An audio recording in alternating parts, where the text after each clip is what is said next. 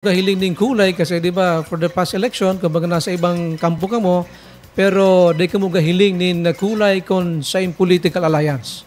Aday po.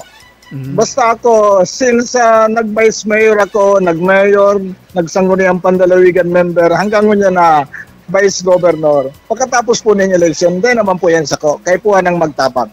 Nakita ang pinili ng tao. Alright.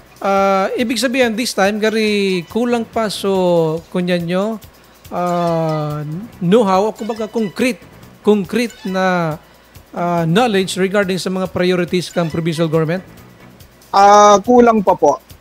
Kaya baga may programa kitang ELA, so Executive Legislative Agenda, kung saan ilalatag po duman kan Executive Department ang sa iyang mga priority programs para masuportahan nin SP through legislation.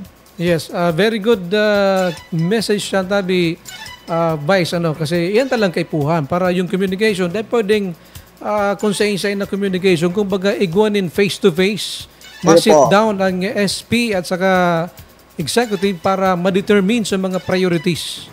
Opo. Yan po ang kaipuhan ta. Sabi ko nga ni sa Executive Department, medyo deman kami, bako man na pag na dapat may experience talaga sa politics. Pero kaipuhan po duman sa Executive Department, may mga nag-serve sa tuya na pwede mag-advise, pwede magpapod sa mo para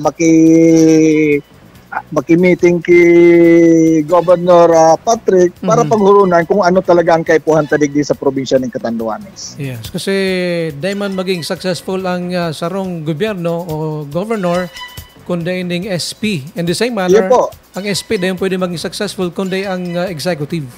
Dahil man pwedeng gastuson ang pondo nin probinsya, nin executive kundi po ning authorization na hali sa sangguniang Pandalawigan. Yes. Alright. Sa indo pong lado